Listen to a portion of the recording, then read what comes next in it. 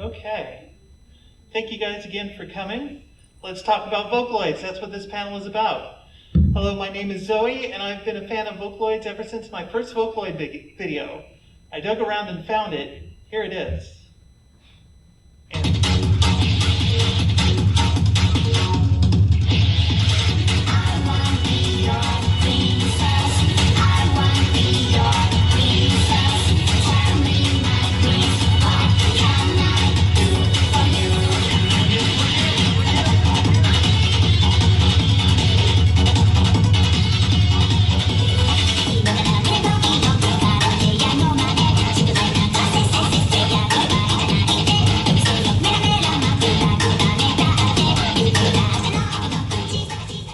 The year was 2007. My God, it's been a decade and a half. Don't think about it. Anyway, I've been fascinated by the idea of singing computers. So when a friend of mine shared a YouTube video showing a 16-year-old J-pop singer who just so happened to be a computer program, I was sold. Of course, there's a lot of interesting history and technology behind the Vocaloid phenomenon, and we'll take a whirlwind tour of that in just a few minutes. I hope you guys are a fan of Vocaloids, because that's what this panel is about. Coolest computer programs and marketing campaigns don't mean anything without dedicated fans, right? So let's start off with a little survey of the room. I'm going to run through a few computerized pop singers. Let's see which one is the most popular here. Let's hear a cheer for your favorites.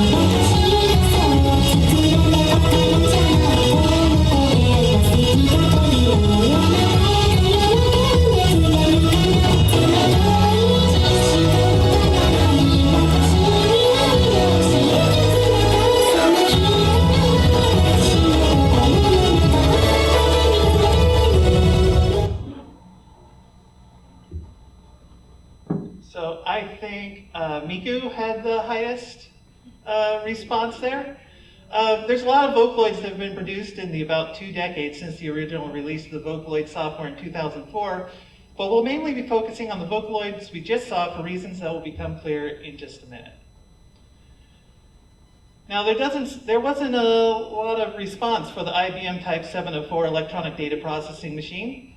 I can see it on your faces. What the heck does a 60-year-old computer that would have barely fit in this room have to do with Hatsune Miku?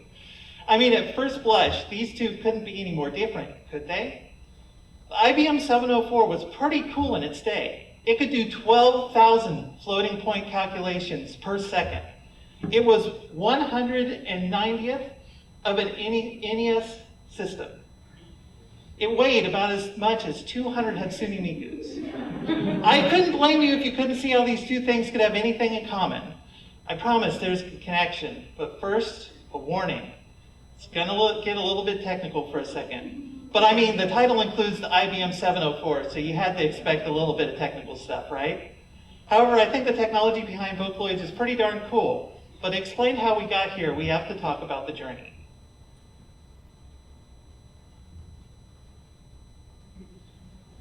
Meet Euphonia. This was the first Vocaloid. The year was 1846, and Joseph Faber built a literal robot who could sing. For hundreds of years, humans have been trying to build machines that could sing, but it turns out that speech, let alone singing, is really hard to do. Scientists with names like Kratzenstein and Wolfgang von Klimpeln, over the course of 200 years, had built mechanical devices which made sounds that sounded like speech. Mr. Faber took it one more step. The device had a keyboard, a piano keyboard, that was operated by a human, operating mechanical parts that simulated the human voice system, eventually operating mechanical lips and body. They put a dress on it to make it look a little bit like a human, and with this, they could actually make a robot sing, supposedly all with a German accent. So what's a computer? For most of human history, computers were people whose entire job was to calculate sums. Mathematicians used giant books of tables to answer complex math questions. These tedious jobs were eventually replaced by giant devices that used wheels, pulleys, and gears to handle calculation, from Charles Babbage's difference engine to Albert Michelson's harmonic analyzer. As electrical mechanical computers replaced pure machines, many companies built these fast machines, the most famous of them being International Business Machines. In 1955, IBM released the Type 704 electronic data processing machine, one of the first computers capable of complex mathematics at incredibly high speed for the time. And yes, I agree, IBM sucks at naming computers. The IBM personal computer, the device that changed the world, the device that's the direct ancestor of what I'm using right now, what's called the Model 5051. Seriously. A few years after the release of the IBM 704, a researcher named John Kelly at Bell Labs figured you could build a mechanical model of a human voice and use this amazing computer to simulate that model. This gave us Vocoder, a computer program that could take a list of phonemes and turn them into speech. But that wasn't enough. Mr. Kelly decided to make his computer sing.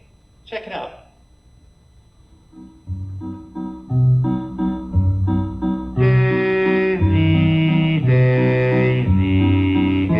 Your answer.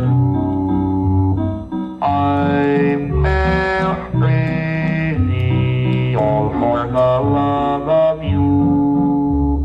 It would be a stylish marriage.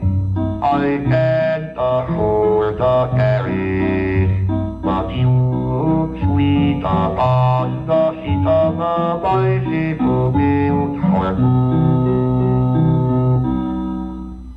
By telling the computer to modulate its pitch and using the vast processing capabilities of the 704, Vocoder was able to not only talk, but also sing. In 1978, Texas Instruments created a computer chip that replaced that entire room full of computers. You might have seen these ancient devices somewhere before. They both used computer processing chips that caused speaking.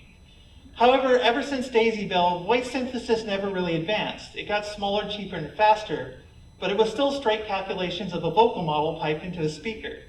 We'll get back to that in a second, but first let's switch tracks. You remember that music that was playing behind Daisy Bell? The IBM 704 had a computer program written by Max Matthews called Music, and it allowed you to create musical tones out of the very same computer.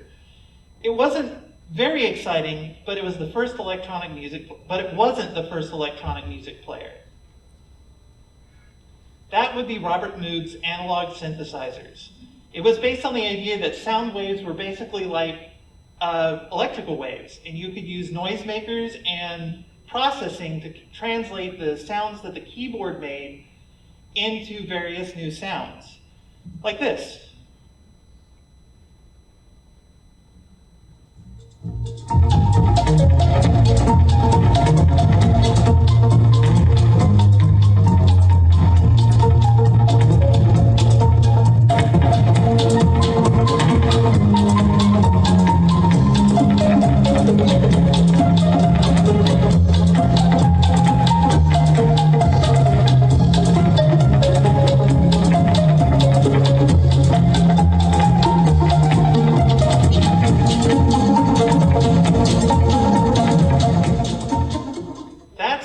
Is 50 years old. The artist Gershon Kingsley could create brand new sounds by bending recordings of sounds through the Moog synthesizer filters and generators. But there's a company more famous than Moog involved in synthetic music. In the 1900s, a Japanese company named Yamaha was making pianos, and in the 30s, they made electronic organs. Unluckily for them, and lucky for us, the market for home organs collapsed. But their engineers moved from analog to digital technologies. They made band instruments, stringed instruments. Their original focus was making musical instruments. So much so, there's something interesting about their recent logo. It's all tuning forks. Anyway, anyone here play video games? Okay, the first home video game consoles had blocky colors and beeps and boops if they had sound at all. After the collapse of the video game market, another Japanese company named Nintendo decided they weren't going to fall for the same trap. They were going to have high-resolution graphics, and they were going to have high-resolution sound. That gave us the Ryko chip, the RP2A03.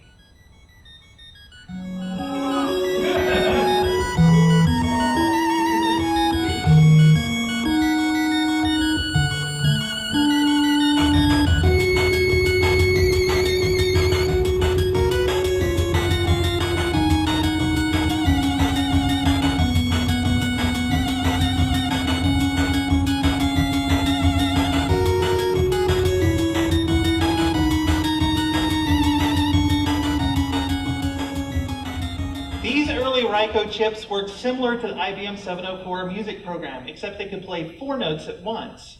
There was an upper limit to how complex the music could get because it had to be streamed from the main processor chip. But the NES still produced some pretty good music. The problem, though, was that they were still mathematically pure tones. Clever programs could work around that, but there was just something off about the sound. However, a newly discovered trick in the 1990s was going to change that.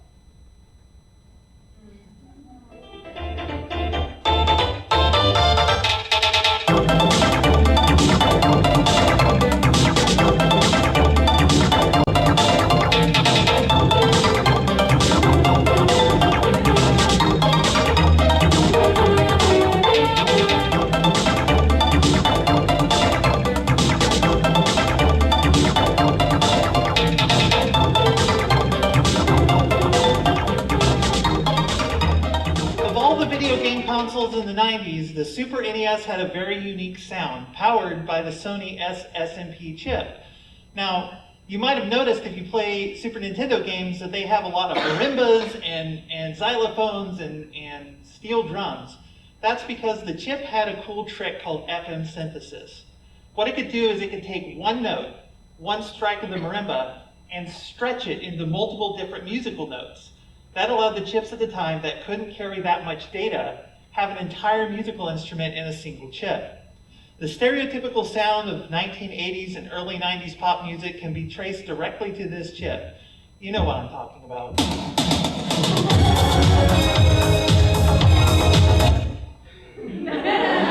Enough of that.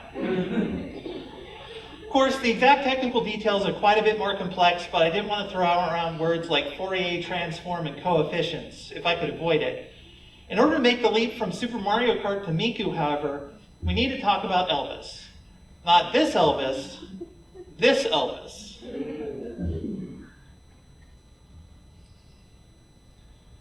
Yamaha approached senior researcher named Jordi Bonata at Pompeu Fabra University in Barcelona, Spain with an interesting proposition.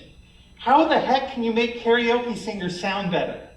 The problem with karaoke singers is they have way more motivation to sing than they have ability to sing. Now, here's what Mr. Bonata came up with. What if we broke the voice apart, fixed what was wrong, and mixed it back together? So here's how it works. Karaoke singer sings into the microphone. The computer then breaks apart the sound into 3 phases: vowel sounds, consonant sounds, and everything else. Vowel sounds are what the first sounds we learn as babies. There's not much that can go wrong, so we just hold those to the side. Consonant sounds are the sounds we make using our voice box. The voice box modulates, and we shape that vibrational sound with our mouths to produce all the non-vowel sounds. This is where most singing actually happens. It's where you can change pitch. Everything else is called your harmonics, and it's very complex. But it makes you sound like you. It's how air moves through your lungs, how big your lungs are, the way sounds rubble through your nose. Voice actors are really good at changing their harmonics. This is why people like Robin Williams are so believable. With these sounds broken apart, we can filter back the consonant sounds, fix their pitch through that FM filter, and then mix it all back together. Now what you have is the basic idea behind auto-tune. Have given you all of my heart. This is with a little auto-tune, so you shouldn't hear it too much. The first cut is the deepest, baby, I know. And here it is with that pixelated, over auto-tuned sound. But when it comes to being lucky, he's... Unfortunately, you can't make karaoke singers sound better. The problem is you need to program the computer with the lyrics of the song and the exact timing of the song so that it can figure out what parts of the voice to cut out. As we all know, karaoke singers aren't exactly good at singing on cue. About this time, and I'm going to mispronounce every Japanese name in this panel, Hideki Kinmochi joined the team at Pompeu Fabra from Yamaha to bring his experience with auto processing to the team. He'd focused on sound-canceling headphones in 1993, but he had this idea of making a good singing voice come from a synthesizer. With Elvis, he had a good starting point. You can't get pure inputs from a live human voice. What you needed was a monotone singing voice that had the correct timing for the lyrics. Hey, good news! We have a monotone voice that can have perfect timing thanks to computer programming. We've been doing that since the IBM 704. You punch that through Mr. Bonata's filter along with data of what the sound should sound like, and suddenly you have a singing computer.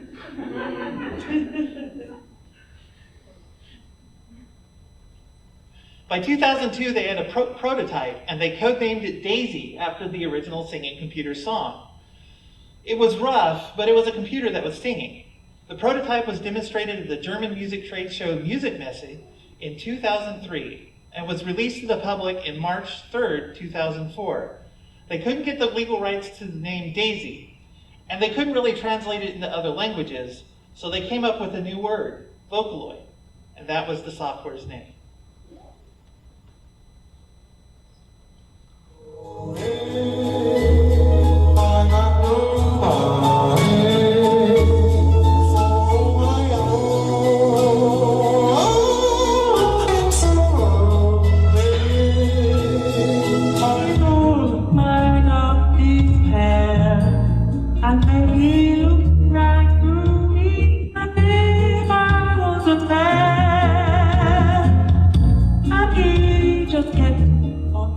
There's a lot more theoretical work in what they accomplished, but I've bored you guys enough with technical details. Suffice it to say, by the time they got to Vocaloid 1, they had found a way to make a singing computer, but it didn't sound very natural. The inputs were clean, but still very artificial. Yamaha decided to license the technology to other companies to release it. Zero G released Leon and Lola. While the interest was there, it wasn't the sensation that we know today. All of that was about to change, thanks to a company named Krypton Future Media. They were the only company to see a large amount of success. Vocaloid inventor Kinmochi believed that the problem was in presentation. The box art for Leon and Lola looked like boring recording software, while the boxes from Krypton Future Media had characters, making the products less of an instrument and more of a person. Sales were very good, but Vocaloids were about to change majorly.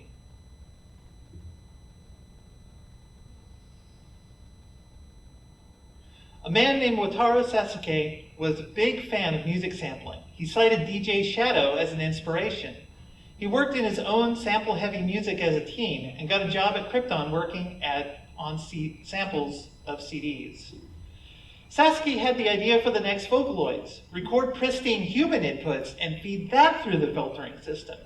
Now you had proper human harmonics and timbre, but tuned to the intended singing pitch. Combined with an even better model of the human vocal tract, you could end up with a more smoother voice. And the idea behind Hatsune Miku was born. The original process involved the voice actors speaking nonsense phrases composed of all the different vocal sounds of Japanese. It was difficult, but they got what they were looking for: a database of human vocal components containing both the voiced and unvoiced sound as well as harmonics that made the voice unique. The sound bank could then be sampled by a computer program taking lyrics as input. The resulting monotone sound file would then be filtered through the vocal simulation, turning the singing to provided musical requirements and smoothing out the various samples into a cohesive whole. What we ended up with was Vocaloid version 2.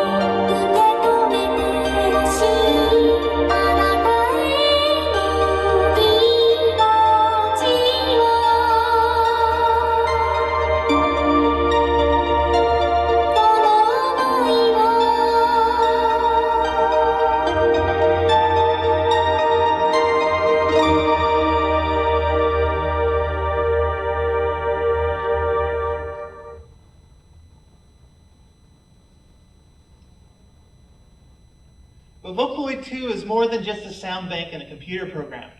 Krypton Future Media realized that their success with Vocaloid 1 had to do with the characters they used to promote them, and they took it one step further. Providing the vocal bank to illustrator Ki Garo, the character design was created to match the voice. He had been drawing fan artwork since he was a student. His watercolor-like Moe style caught the eye of Krypton Future Media. At first he said he couldn't imagine a singing computer. Krypton found it very hard to explain exactly what Miku was.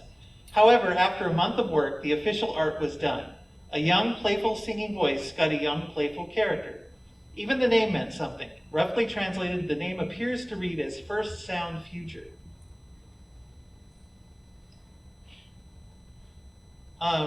He's also responsible for all the artwork, all the official artwork for the other Vocaloids as well. Had they just done that, it still wouldn't have been very popular, but they took one more technical step. The character had only a few details locked in. The graphic design, obviously, the twintails, the turquoise color scheme, the costume. We got her age, 16, her height, 5.18 feet, and her weight, 92.5 pounds, and that was it. But they created a license called the PayPro Character License, allowing characters to use the likeness of their Vocaloid characters for just about any use, except for commercial gain.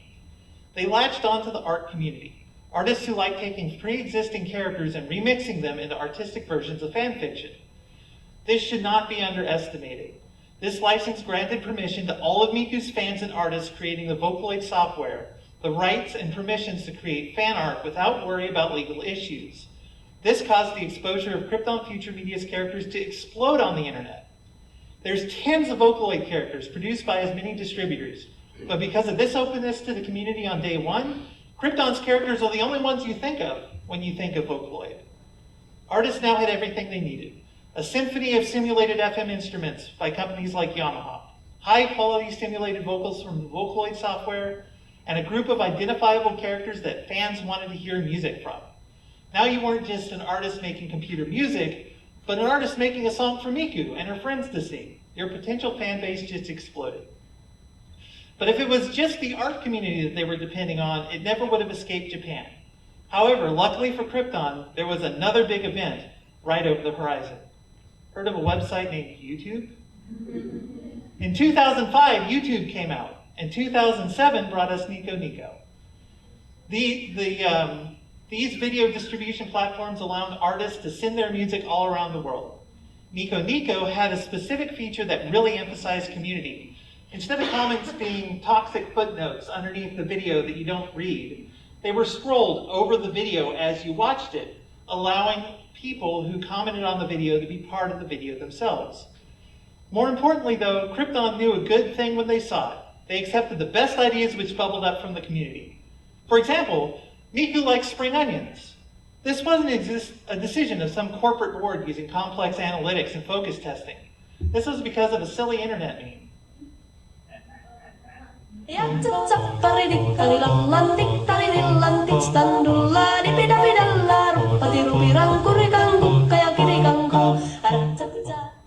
Back in my day, this is what we called a meme. A fun Finnish song named Even Polka, sung by a group named Laituma,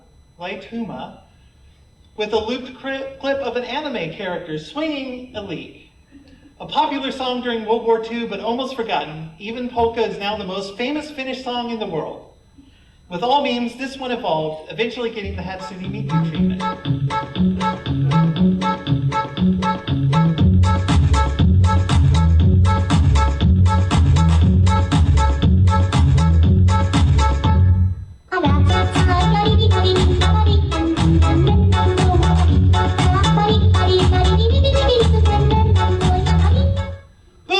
All of a sudden, Miku likes leeks, and the tiny character of Hatsune Miku was born.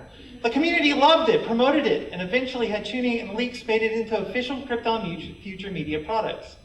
By creating an iconic character, but allowing the community to define her, Krypton let the community optimize the character into the characters they wanted. Rin and Lin ended up liking steamrollers because it was funny. Mako likes sake. Kaito got ice cream as a prop. And on from there. Official merchandise by Krypton often reflected these popular items, feeding back into the community so dedicated to their software. In a way, this is why people know all about Miku and Kaito, but only a few other voices became household names. Of course, Krypton wasn't the only company to produce Vocaloid software. Internet Company Limited decided to go a different route than Krypton using their sound base, instead using professional singers like Gak and Megumi Nakajima, instead of focusing on voice actors like Krypton did. Internet Company Limited also embraced their community like Krypton did, inspired by Krypton's success. I mean, Gumi is the most popular Vocaloid in Japan, behind Miku after all. Many other Vocaloids had their fans, of course, but the Krypton characters grabbed the first mover advantage and broke out in the internet at warp speed. But Krypton engaged with their community in another way, derivatives. Haku and Neru were fan-created derivatives of Miku. Sakane Mako was, I hate that name, I say it wrong every time, was a derivative as well. And these characters too were embraced by the community and Krypton media as well. Let's not forget the most complex type of derivative, well, some history.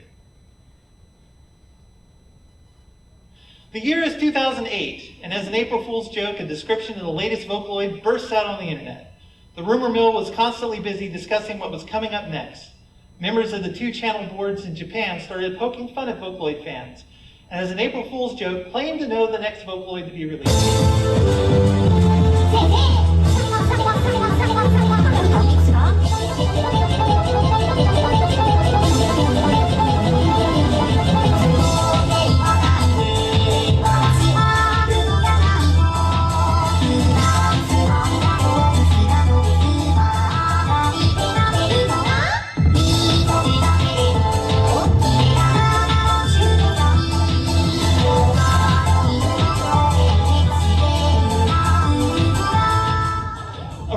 Sketch was released showing a Vocaloid character with twin drill hair, generically pink design. Like other Vocaloids, only her essential details were released. 5'3" tall, 104 pounds, 31 years old. The descriptions and suggestions about the character expanded into ever more ridiculous territory.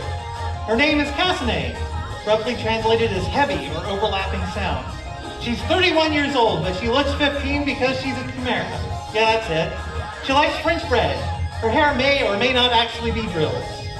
After the troll campaign, some of the pranksters founded the Kaito project, re-recording the vocals with a voice synthesis software named Luka.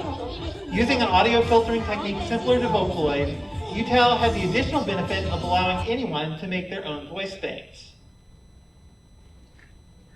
Originally overlooked due to the higher quality Vocaloid voices, on October 20th, 2009, a higher quality voice bank made by the renamed Twin Drill group, designed for the updated UTAL software, made her voice sound much more natural.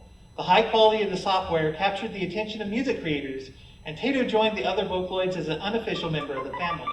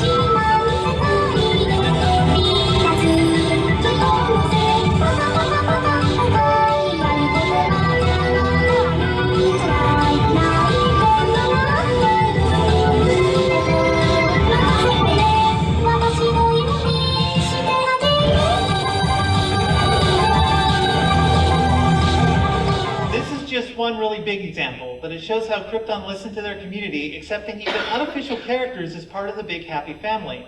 Kaito went from an April Fool's joke to a character in official products like the video game Project Eva. Because of this integration, many people came to believe that Hatsune Kaito was actually an official Vocaloid. She's not even using the same underlying software. But this just shows how Krypton has embraced their community. UTAL wasn't the only software to be created by the community. Once you could post your music to the internet as a video, you suddenly discovered you needed video content to go with that music. The earliest Vocaloid music were pieces of art with animated text. Sometimes animatics came into fully animated videos, like what we just saw in the Triple Baka video.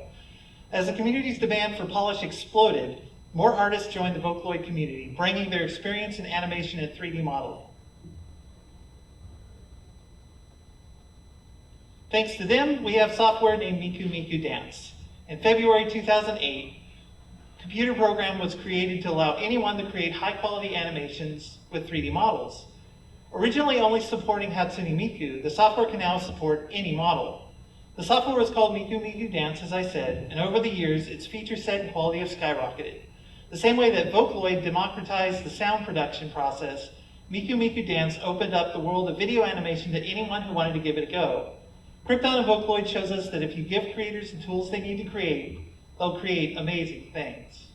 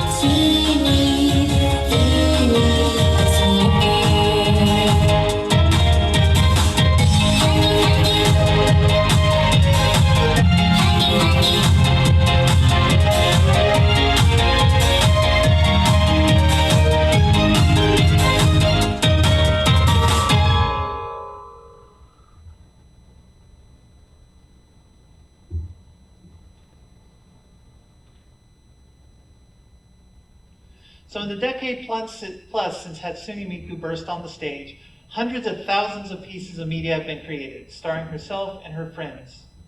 The community grew around the voices and mascots from Krypton Future Media, and an entire subgenre of music was created. Like Sasuke exploring the world of music through samples, artists were creating multimedia based on the Vocaloid mascots shared with us and with an ever-increasing population of fans across the internet. Remixes and updates of popular Vocaloid songs come back with each upgrade of the software with ever better visuals and music. Over time, the Vocaloid software has matured. Vocaloid 5 was released just a couple of years ago. Each version has ever more accurate vocal models and higher quality samples, sometimes with criticism that Miku doesn't sound like Miku anymore. Dr. Sierra, one of the developers of the technology at Pompo Frabra, once said, "The reality is people are not interested in getting the voice any better than it already is." That's my feeling. For me, it was very surprising that people like Hatsune Miku because the quality is so much different than a regular voice. For us, that's because it's not good enough. But they like that sort of robotic quality of music.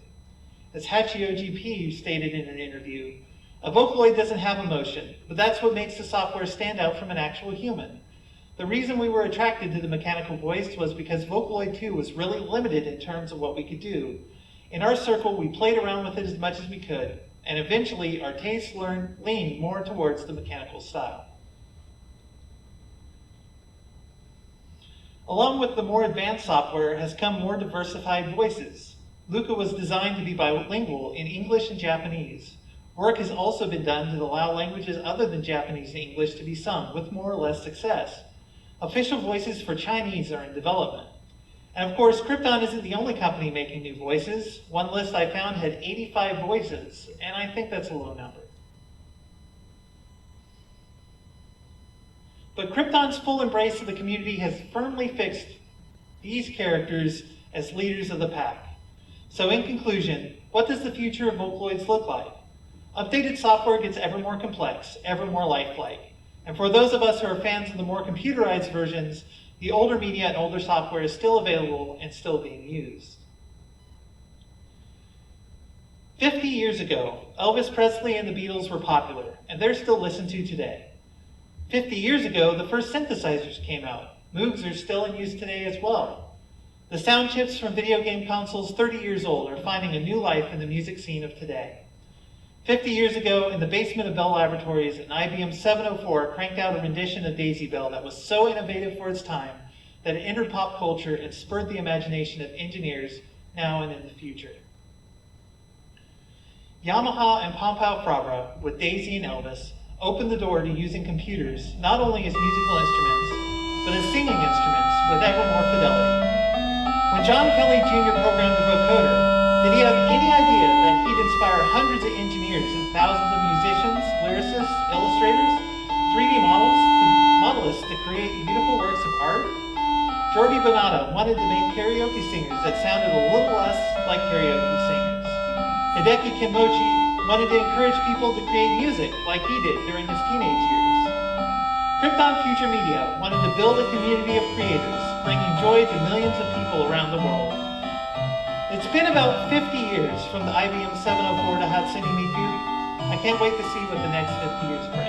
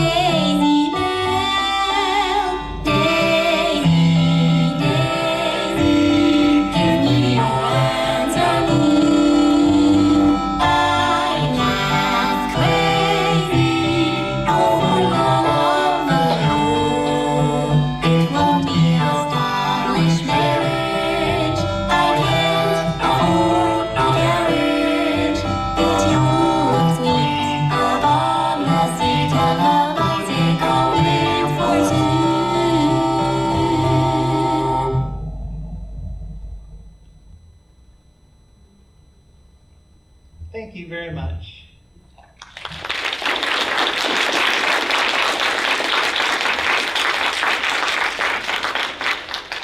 This panel is the end result of about 2 years worth of research. And despite all of that, as promised, I have forgotten how to pronounce every Japanese name correctly. And I apologize for that. It is San Japan after all. So I can let you guys go a few minutes early, and if you have any questions, you can go ahead and bring them up to me. And thank you guys very much for sitting through my lecture.